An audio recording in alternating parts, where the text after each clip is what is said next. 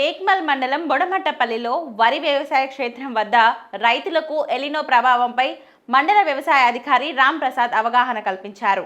వరి సాగును తగ్గించి ప్రత్యామ్నాయ పంటలైన పెసర, మినుప, కంది, జొన్న పంటలను సాగు చేయాలని తెలిపారు. రైతుల ఆరోగ్యం బాగుండాలన్నా, భూసారం దెబ్బతినకుండా ఉండాలంటే యూరియా వాడకాన్ని పూర్తిగా తగ్గించాలన్నారు. నానో యూరియా, నానో డిఏపిలను వాడుతూ పంటను సాగు చేయాలని ఆయన సూచించారు. ఇక మండలంలో జొన్నల కొనుగోలు కేంద్రం ఏర్పాటు చేయించామని, మునుముందు రైతులు జొన్న పంటను అధికంగా సాగు చేయాలని ఆయన సూచించారు. ప్రభుత్వ ఆదేశాల మేరకు రైతులు సాగు చేస్తున్న వడ్లను ఆన్లైన్ తప్పనిసరిగా చేయించుకోవాలని తెలిపారు. ఫార్మర్ రిజిస్ట్రేషన్ కానీ, పంట నమోదు వివరాలను కానీ వివిధ అధికారులకు సహకరిస్తూ తప్పనిసరిగా ఆన్లైన్ నమోదు చేయించుకోవాలన్నారు. పంటల సాగుపై వ్యవసాయ అధికారుల సలహా సూచనలు తీసుకోవాలని తెలిపారు. ఇందులో ఏఈఓ మహేష్, రైతులు పాల్గొన్నారు.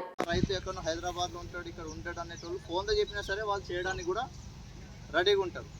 కానీ ఖచ్చితంగా రైతు అనేది ఎవరైతే పంట వేసాడో ఆ పంటను ఖచ్చితంగా ఆన్లైన్ చేయించుకోండి. అది ఏ పంటనో ఉండదు, వరి ఉండని, పత్తి ఉండని, పెసర్లు ఉండని, కందులు ఉండని, ఏ పంట ఉండని ఆ పంట అనేది ఖచ్చితంగా ఆన్లైన్ ద్వారా చేయించుకుంటే రేపటికి మనం కొనుగోలు చేయడం అనేది తక్కువ ఉంటుంది. దాంతోపాటు ఇప్పుడు మన రైతులందరూ యూరియా అనేది విచ్చలవిడిగా వాడడం జరుగుతున్నది. అది ఒకటి కొద్దిగా తగ్గించే ప్రయత్నం చేయాలి. యూరియా మనకు దొరుకుతుంది. నానో యూరియా, నానో డిఏపి అనేది కూడా మనకు గవర్నమెంట్ అందుబాటులో తెచ్చింది. ఇప్పటి నుంచే అలవాటు చేసుకోండి, కొద్ది కొద్దిగా అలవాటు చేయండి. ఇప్పుడు మన మండలంలో యూరియా అనుకూలంగా దొరుకుతుంది కాబట్టి మనకి ఎలాంటి ఇబ్బంది లేదు. దొరకని వాళ్ళు ఎక్కడికి కూడా వచ్చి మన దగ్గర ఉన్న వారం నుంచి చూస్తున్నారు. ఎక్కడికెట్టుకోలుగా వస్తున్నారు, బతిమలాడుతున్నారు, ఇవ్వండి అని బతిమలాడుతున్నారు. దాంతోపాటు మీరు ఏం చేయండి, ఒక ఎకరం, 100 ఎకరం చూసి చూడండి. కింద యూరియా వేసే బదులు ఒక ½ లీటర్ తీసుకొని స్ప్రే చేసి చూడండి, మీకే రిజల్ట్ తెలుసు. ఒకవేళ దానికి బాగుందా, దీనికి బాగుందా అనేది మీకు కూడా ఒక అవగాహన వస్తుంది. కాబట్టి ఆ లిక్విడ్ రూపంలో ఉన్న స్ప్రే కూడా అలవాటు చేసుకోండి. రాను రాను మనకు మోతాదు అనేది, ఎరువుల తయారు అనేది రాను తగ్గుతూ ఉంటుంది. ఏదున్నా లిక్విడ్ రూపంలోనే దొరుకుతుంది ముందు. కాబట్టి రైతులందరూ గమనించి ముందుకు అన్ని నానో యూరియా దొరుకుతుంది, నానో డిఏపి దొరుకుతుంది.